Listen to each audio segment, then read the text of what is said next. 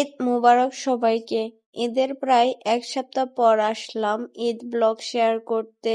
যদিও বাড়িতে যাওয়ার পর অনেক অসুস্থ হয়ে যায়, যার জন্য আর ভিডিও শেয়ার করা হয়নি। এটা ছিল সাফওয়ানের দাদু বাড়ির কুরবানির পশু, আর সাফওয়ান নামাজ থেকে এসে এখানে গাড়িটা নিয়ে খেলা করতেছে। বাড়ির পাশেই কোরবানি দেওয়া হয়, যার জন্য বাড়ির সবাই মিলেমিশে এখানে মাংস কাটতেছে। আর কোরবানি ঈদের দিন তো মেয়েদের সারাদিন কেটে যায় রান্নাঘরে রান্নার কাজ করতে করতে আর বুড়ি পরিষ্কার করতে। এখানে আমাদের জন্য গরু মাংস রান্না করা হইতেছে, এটা হাতে মাখিয়ে রান্না করতেছে। আসলে কোরবানির মাংস যেভাবেই রান্না করা হোক না কেন, ঈদের এই মাংসটা খেতে কিন্তু অনেক মজা লাগে। বাকি সব দিনের খাবার থেকে ঈদের এই মাংসটা খেতে কিন্তু অনেক ভালো লাগে।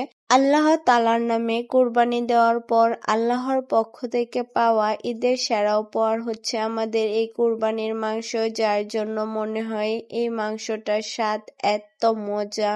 আমার আব্বার পালিত একটা গরু দিয়ে আমাদের বাড়িতে কোরবানি দেয়, যেটাতে ছিল আমার আব্বা আর আমার দুই কাকা। উনারা আল্লাহ তাআলার নামে কোরবানি দিয়ে দেয়, আর এই তো এখন কোরবানির মাংস দিয়ে খাচ্ছি। আলহামদুলিল্লাহ, আল্লাহ তাআলার নামে কোরবানি দেওয়া সম্পূর্ণ হয়েছে। আপনাদের ঈদের সময়টা কেমন কাটছে কমেন্ট করে জানাবেন। আমার ঈদের সময়টা কাটছে অসুস্থতা দিয়ে, ঠান্ডা, জ্বর, শরীর ব্যথা।